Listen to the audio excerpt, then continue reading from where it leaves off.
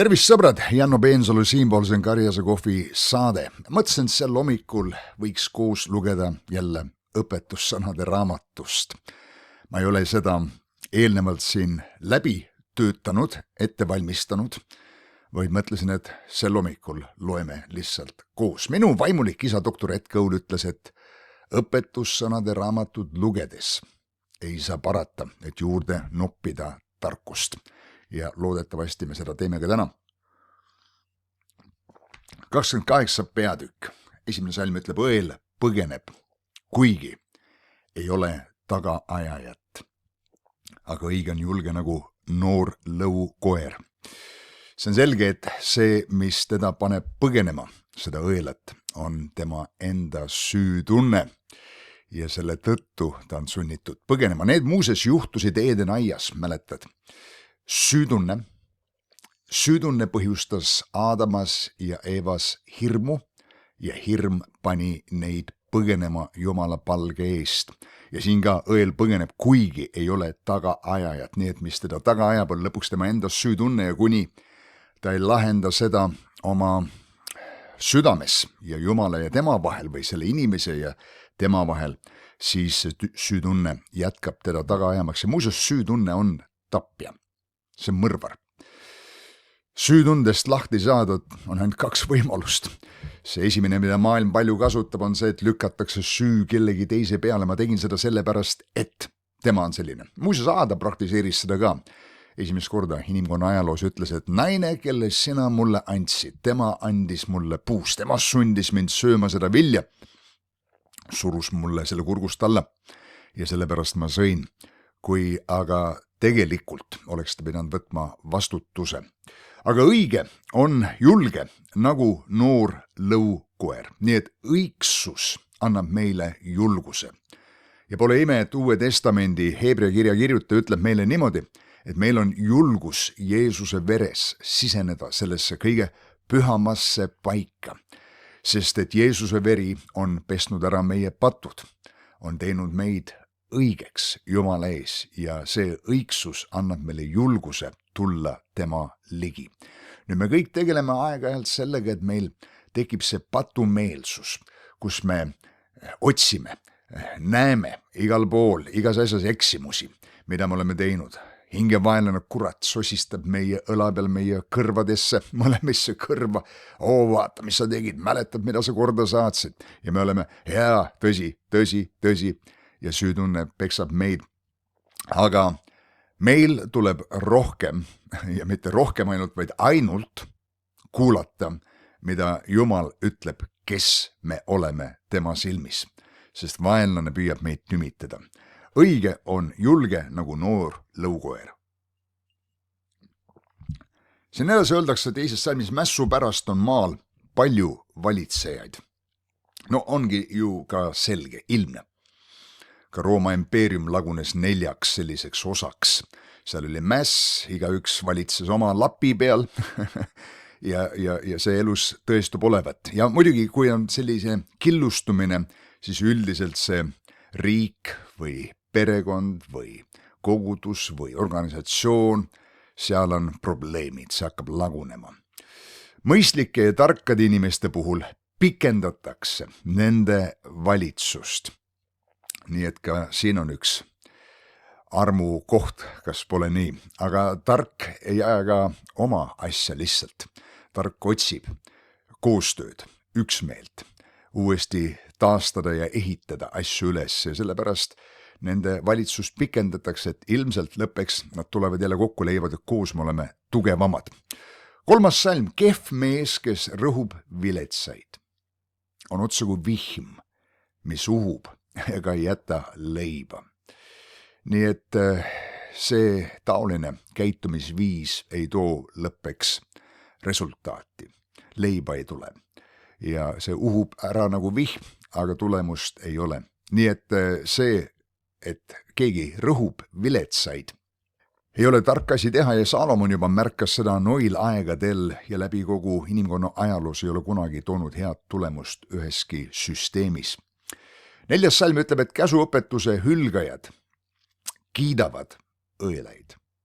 no on jälle selgeks, pole nii, me vajame ju, et keegi meid toetab, meiega kaasa noogutab, õelaid siis kiidetakse, aga need, kes kiidavad, on ise sama rada käimas. Käsuõpetuse täitjad võitlevad nende vastu. Keegi on öelnud niimoodi, et põhjus, miks kurjus ühiskonnas vohab, on sellepärast, et head inimesed ei tee mitte midagi. Ja see mõju, mis sul ja mul on, kui Jumala lapsed selles ühiskonnas, Jeesus ütles, me oleme maa, sool ja valgus, on tähendusrikas.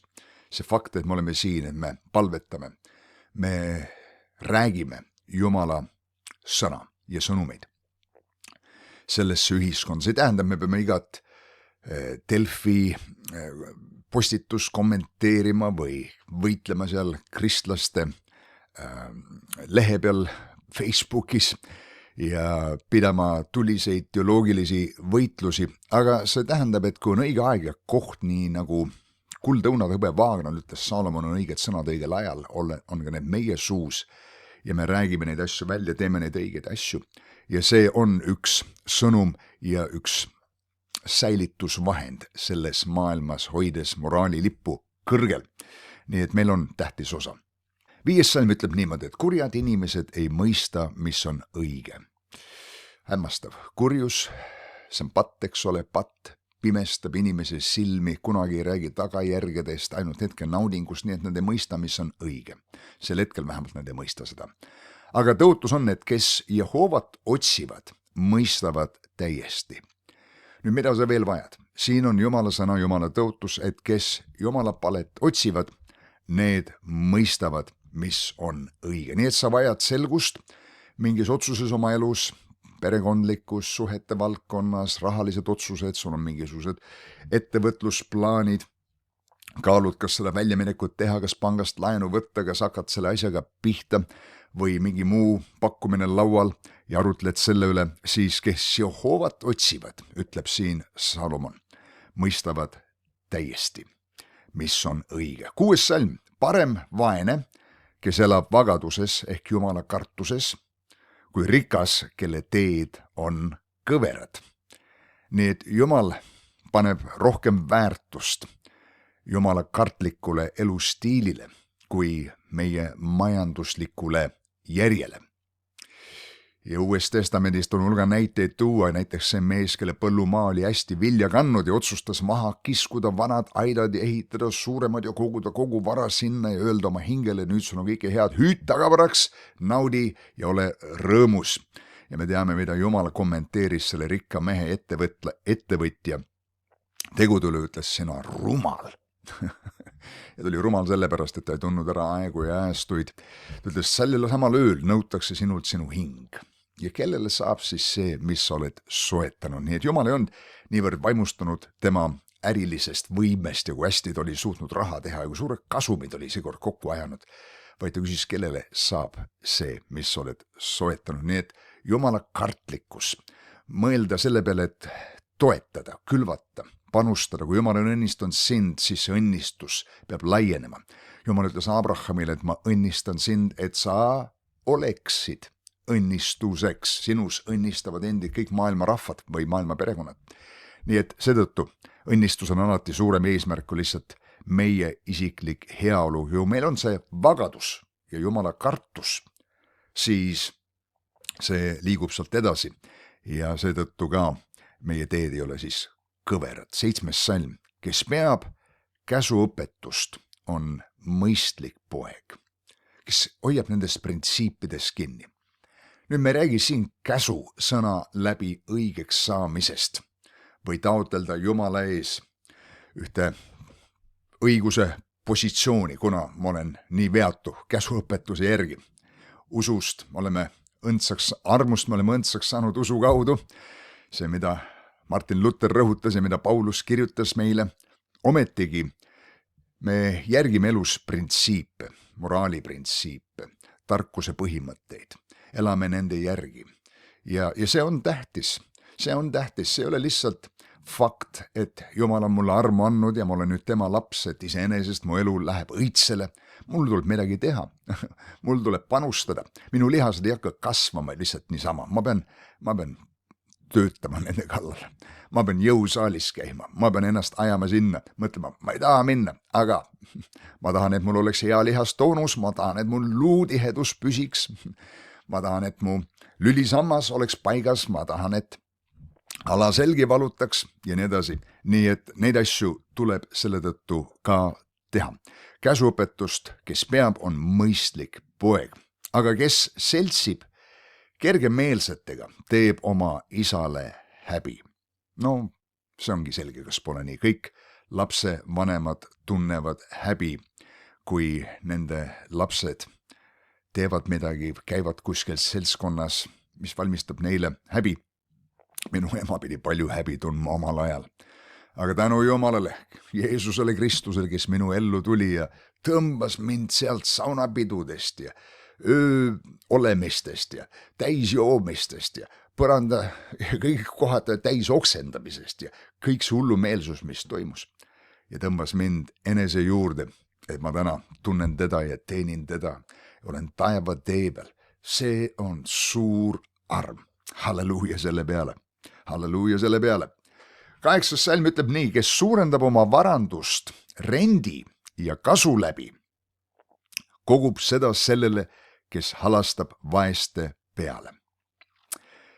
Inglise keeles on siin väike lisasõna juures ja see on, kes suurendab oma varandust läbi rendi ja ebaõiglase kasu.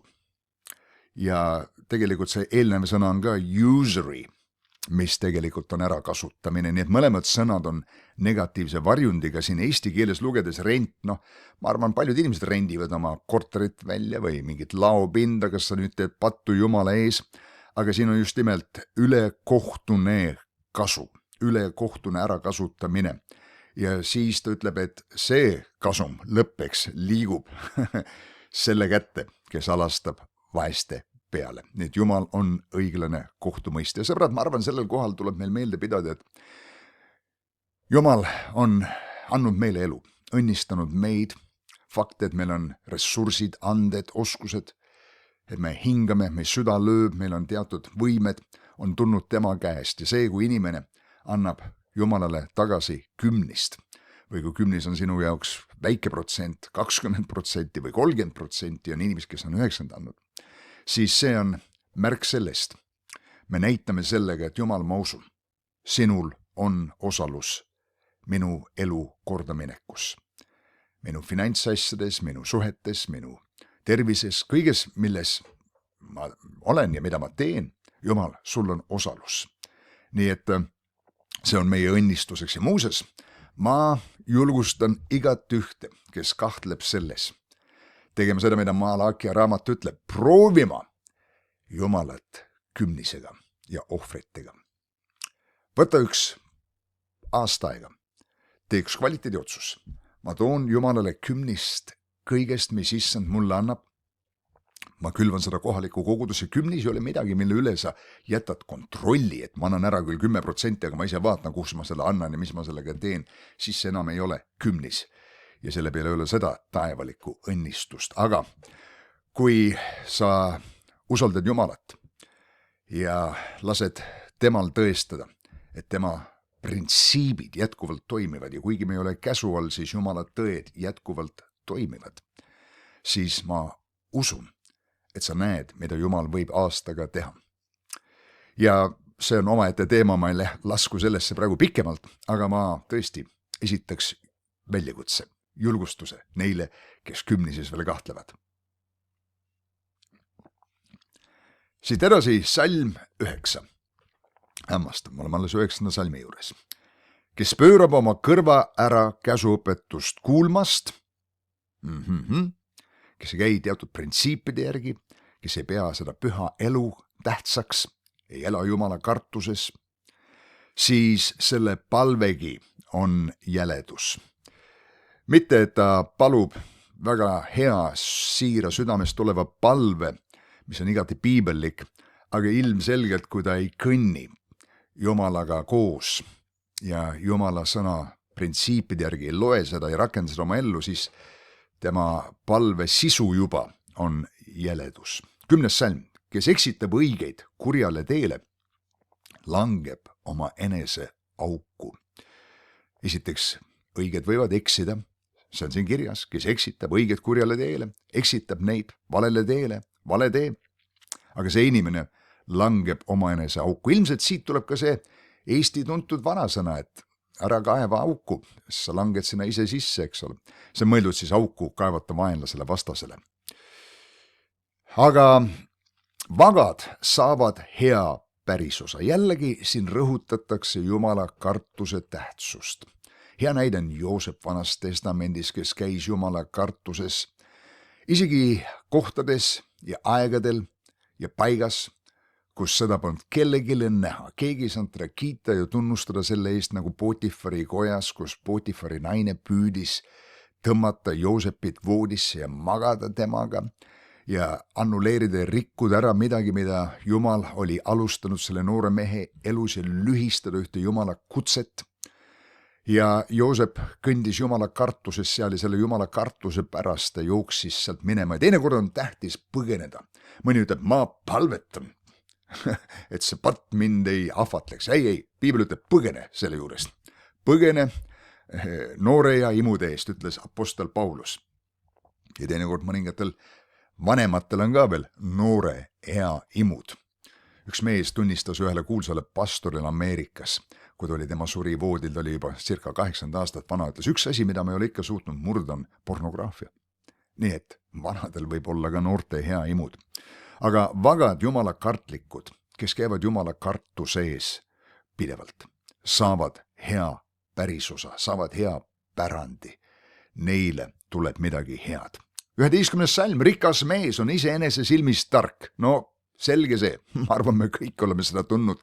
Kui meil läheb hästi, me oleme saanud hea tehingu, siis me kuidagi arvame, et hei, mina olen tubli mees, tubli naine.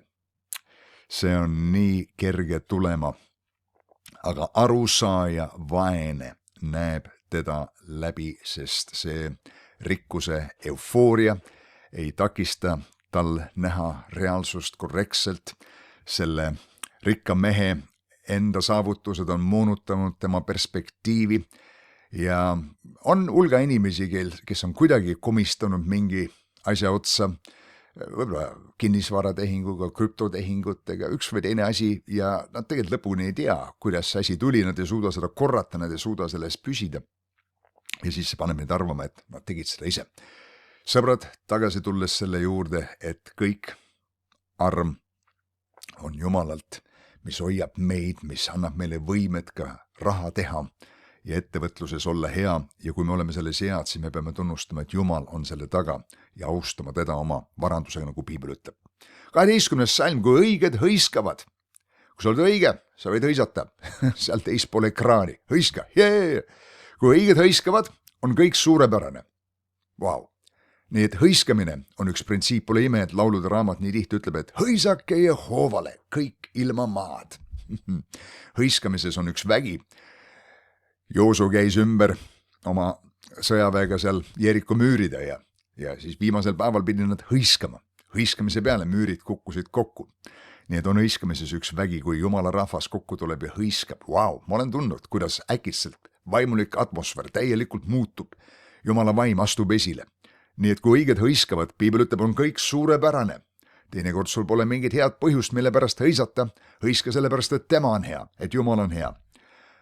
Aga kui õelad tõusevad, peavad inimesed peitu pugema. No selge see. Õelad valitsejad, inimesed sosistavad kuskil omavahel asju, nii nagu nõukogude ajal ei julgetud mingeid asju avalikult rääkida. Ja selle tõttu see salm kehtib ka täna. Salm 13 nüüd ütleb nii, kes oma üleastumisi varjab, ei jõua sihile. Aga kes neid tunnistab ja need hülgab, leiab armu. Üks raskemaid asju inimesel teha on tunnistada oma vigu, oma patte, oma eksimusi.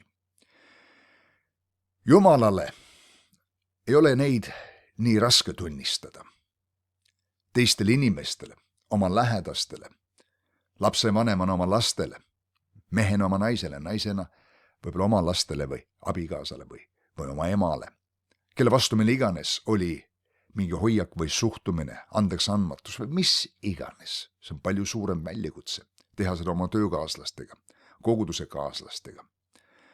Aga piibel ütleb meile, kes oma üleastumisi varjab, ei jõua sihile. Sul võivad olla eesmärgid, sul võivad olla õilsad eesmärgid.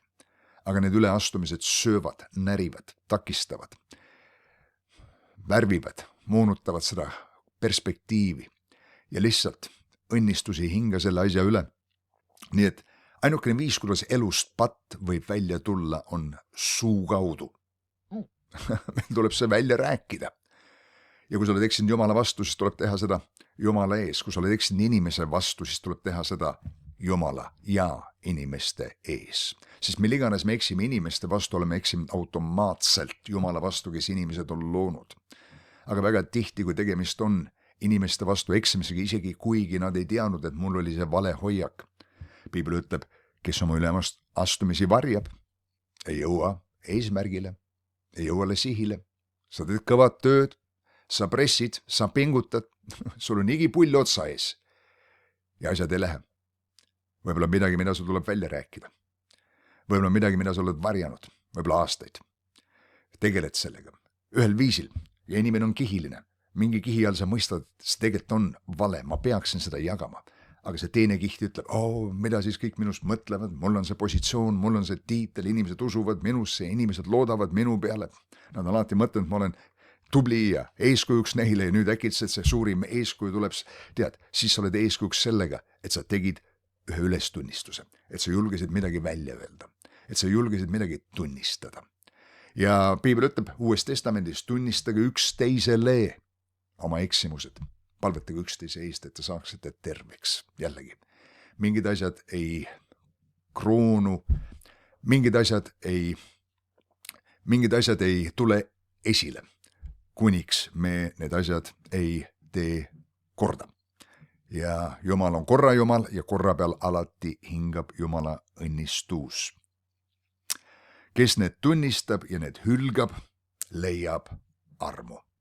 Pane tähele. Ja see arm paneb äkitselt su elu õitsema, uksed avanevad, soosing jälle paistab su peale, õiged inimesed tulevad su ellu, asjad äkitselt lähevad. 14. salm, õnnis või õnnistatud on inimene, kes alati kardab Jumalat. Mulle meeldib see, kuidas eestikeelses piiblisse on tõlgitud. Mitte lihtsalt on Jumala kartlik aeg-ajalt, aga alati, igal pool. Seal, kus inimesed näevad, seal, kus inimesed ei näe, alati Jumala kartlik. Aga siin öeldakse, kes teeb oma südame kõvaks, langeb õnnetusse.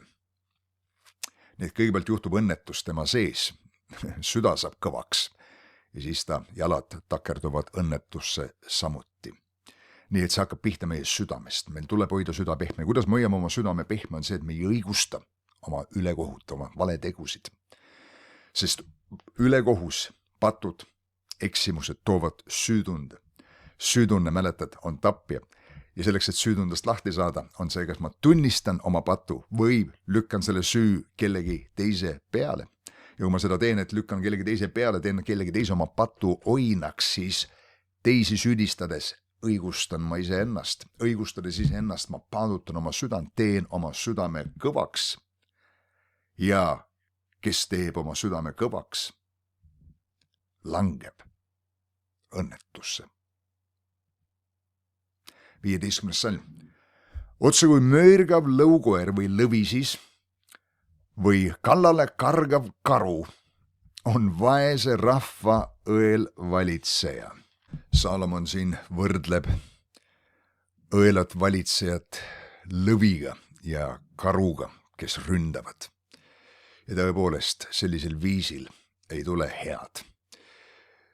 Üldse, esimene asi ju juhi positsioonil olijal on armastada inimesi, hoolida neist, panna maha oma elu nende eest. Igasugune rünnak inimeste suunas teeb seda, et see Need inimesed jooksevad laiali, see juht jääb sinna üksinda. 16. salm ütleb, et vürst, kel puudub mõistus, on suur rõhuja. Mis tähendab seda, et kui me harime inimesi, aga ei õpeta neile moraali, on keegi öelnud nõnda, me toodame oma ühiskonda kurjategijaid, sest inimloomus põhimõtteliselt on kuri ja kui tal puudub mõistus, tal puudub tarkus, siis see inimlik natuur võib-olla väljendub tihti kurjas. Vürst, kel puudub mõistus, on suur rõhuja, lihtsalt rõhub, ta ei tea, kuidas tegelikult tulemusi saada, aga kes vihkab ahnust, pikendab oma päevi. See on tõsi, vanadel aegadel me teame, aga ka nüüd valitsejad, impeeriumi juhid, vürstid, krahvid, ma ei tea, parunid ja kõik muud kogusid omale tohutu varanduse kokku, maksude kõige näol ja nad tegelikult olid ahned, aga siin ta ütleb, kui sa vihkad ahnust, siis sa pikendad oma päevi. 17. salm, inimene, keda rõhub veresüü, olgu põgenik kuni hauani, ükski ärgu aidaku teda.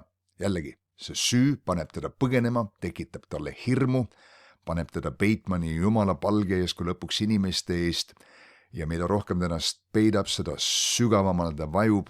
Ainukene viis sellest välja tulla on pöörata ots ringi, parandada meelt, tunnistada oma asjad ja võtta vastu puhastus issanda käest. Ja muuseas ei ole ühtegi asja, mida Jumala arm ei saaks andeks anda. Inimese ülekohus ei saa kunagi ületada Jumala armu kõrguse latti. Jumala arm on alati suurem. 18. salm. Kes elab laitmatult, päästetakse, aga kes käib kõveraid teid, ühel neist langeb.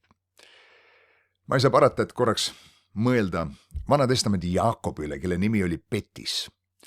Ja me teame, et tema esimene elupool, ta sahkerdas ja sahmis seal ja keerutas ja moonutas ja pettis ja kavaldas.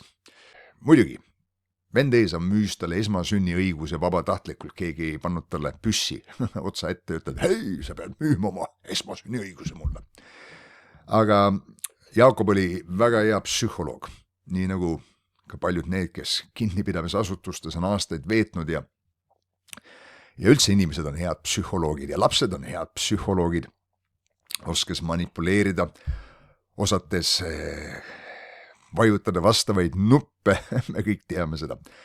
Aga mis juhtus, oli see, et Jaakob tegi üht, Jaakob tegi teist siin, sai hakkama jälle siin pettusega, korraldas asja ära seal mingisuguse manipulatsiooni läbi, vedas kedagi alt, kasutas ühte võimalust ära, ta oli Petis, tema nimi ütles seda, aga siin öeldakse, et aga ühel nendest teedest ta langeb, nii et lõpuks see asi enam ei tööta. Me teame, kui ta lõpuks jõuab Laabani juurde, siis asjad hakkavad minema teistpidi, teda hakatakse petma. Ja muidugi Jumal muudab Jaakobi loomust, seal ta tuleb tagasi muudetud mehena, tema nimeks saab Iisrael, hoopis teine nimi. Ja nii, et kui Jumal Abrahamile ütles, et sinu enda niuetes väljub, kellest saab see sugu, saab see uus rahvus, siis tegelikkuses Jaakob oli esimene iisraellane. Salm 19, kes oma maad harib, saab külluses leiba. Aga kes tühja taga ajab, saab külluses vaesust. Nüüd teinekord see, mida sa teed, ei too kohe tulemust ja siis me kargame ühest asjast teise. Aga kui sa jätkad harimaks, õpid ära kõik õppetunnid, parandad ära vead, mida sa oled teinud, muudkui täiendad, nii nagu ma tegin kasvuhoone, siis alguses ma tegin palju asju valesti. Alles eelmine aasta ma tegin mitmeid asju valesti, mis põhjustas seda, et ma ei saanud suurt mingit saaki, kuigi ma tegin kasvuhoone peaaegu poole suuremaks. Aga sa harid seda maad ja õpid ja kasvad ja ühel hetkel sa saad väga heaks ja siis, kes oma maad harib, ja siin on ka see mõte, jätkuvalt harib, saab külluses leiba. Kes tühja taga ajab, saab külluses vaesust. See on ka seotud sellega, et mõned vaatavad, siin on üks edukas inimene, hakkan sellega tegema, seal on üks teine, kes praegu on, vaata, kus raha liigub seal, hüppab sinna asja sisse ja ta on igas asjas natukene midagi nuusutanud, aga mitte üheski asjas pole ekspert. Siis pole ime, et lõppeks ta saab külluses vaesust. 20. salm ütleb, ustav mees saab suure õnnistuse. See on üks minu lemmiksalmidest, ma olen seda tsiteerinud nii palju kordi. Ustav mees saab suure õnnistuse. Jumal pühendab ennast ustavusele. Inimesed otsivad võimekaid inimesi. Vaata töökuulutusi. Kõik, mis võimeid on vaja inimesel. Keeleoskused ja töökogemused ja kõik need asjad. Aga tihti need inimesed pole ustavad. Keegi teine teeb parema pakkumise ja nad lendavad sealt ettevõttest kohe järgmisse. Üldse inimesed liiguvad palju ja kaadrivahetus on väga tavaline.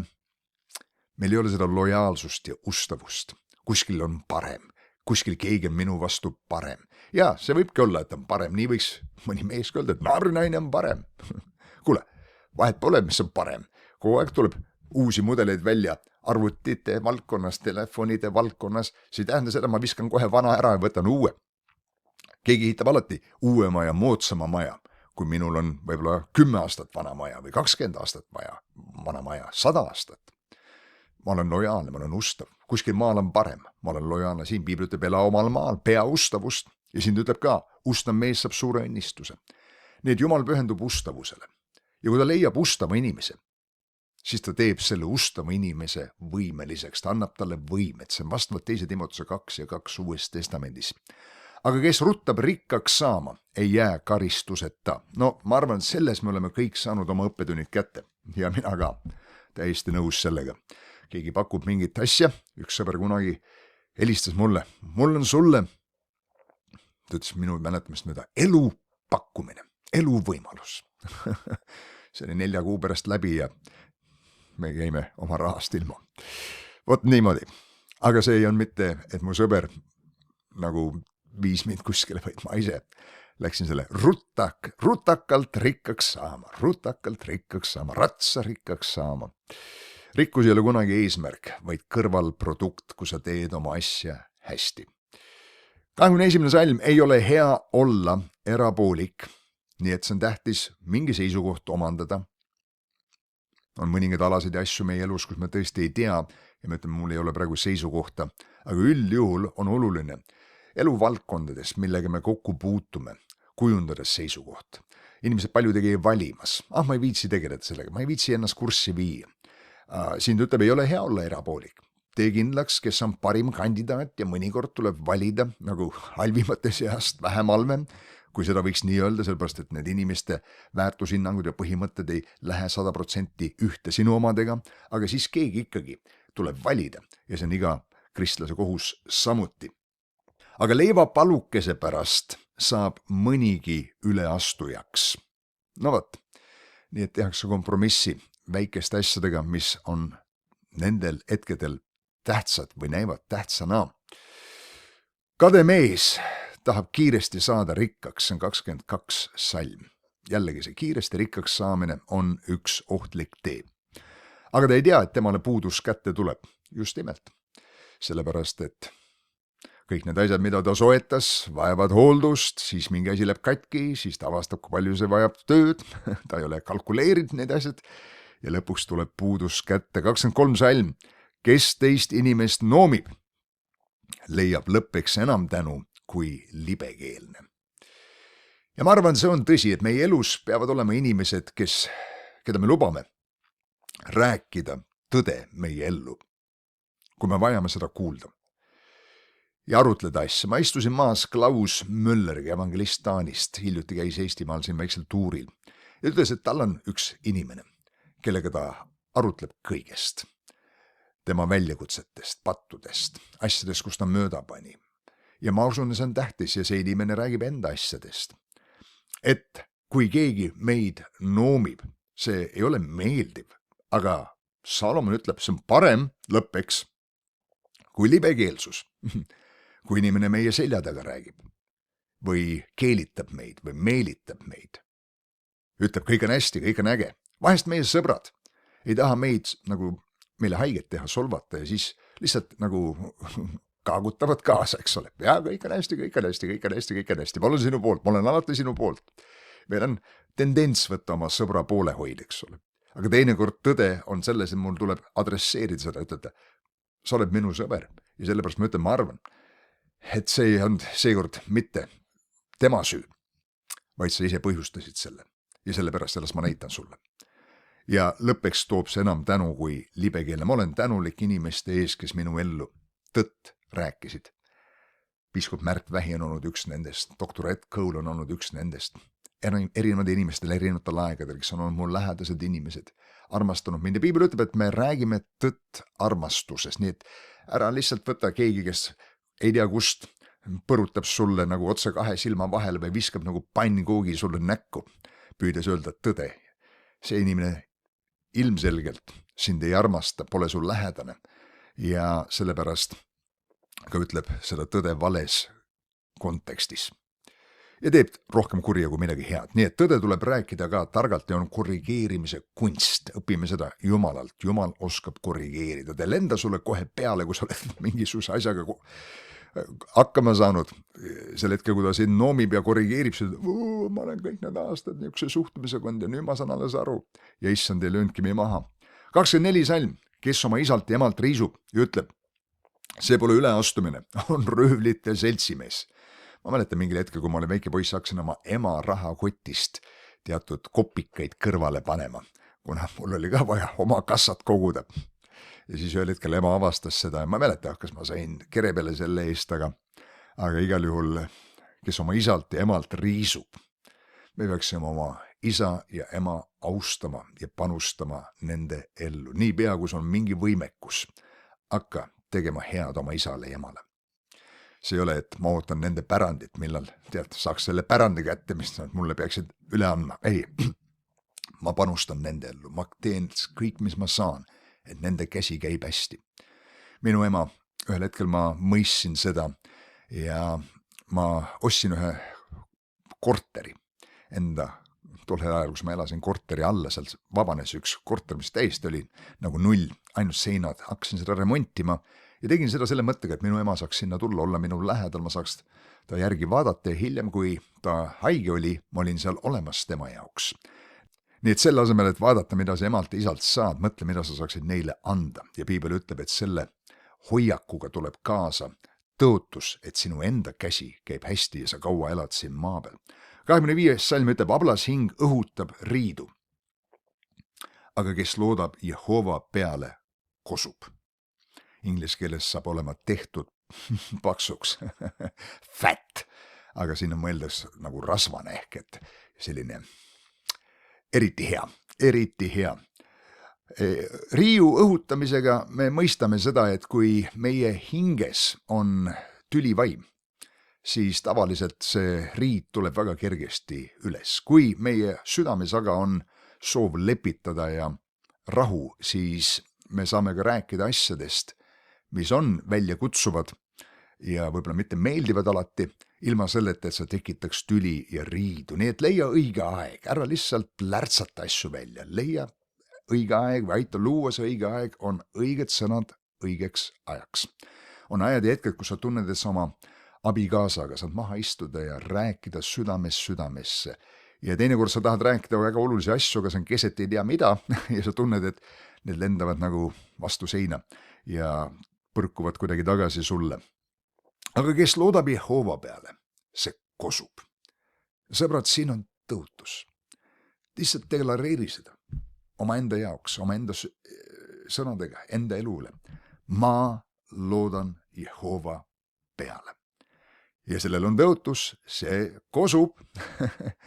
Tema asjad lähevad hästi.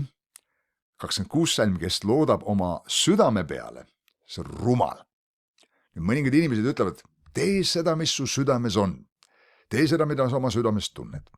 No siin öeldakse meile, et teinekord meie süda võib olla vales hääles. Vaarao süda oli kuri ja Jumal paadutas seda, süda oli juba eelnevalt vales häälestuses.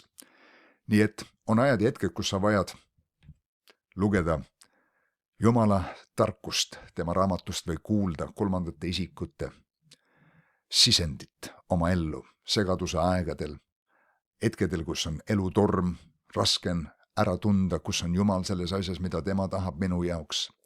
Nii et alati ei saa ka loota oma südame peale. meil on intuitsioon, tõsi, meil on südametunnistus, jah, aga me vajame ka koguda lisa toetavat tarkust ja infot kõrvalt. 27. salm, kes annab kehvale, sellele ei tule puudust. Siin on see tõotussõber. Aga kes oma silmad suleb, saab palju sajatusi. Silmad suleb tähendab seda, et ta näeb vajadust ja tal on jõudu seda teha, aga ütleb, panem silmad kinni, ma ei ole seda näinud. See toob ainult sajatusi. 28. salm. Kui õelad tõusevad, poevad inimesed peitu. See salm juba käisid täna läbi, aga kui nad hukkuvad, saab õigeid palju. Tihti õelate puhul nad jätavad mulje, et kõik ongi nii. See on domineeriv igal pool, igas sfääris ja siis tundubki, et õiglust enam polegi. Aga kui õelad kaovad ekraanilt, tuleb välja, et õiged on ka omajagu, saab õigeid palju ja need tõusevad esile. Sõbrad, see on õpetussõnade raamat 28 peatükk täna. Ma loodan, et sul oli tore aeg kaasa mõelda. Ja ma tahan tänada ka selle kanali ustavaid toetajaid ja värskeid tellijaid. Rõõm oleks kuulda, kus sa seda kanalit vaatad.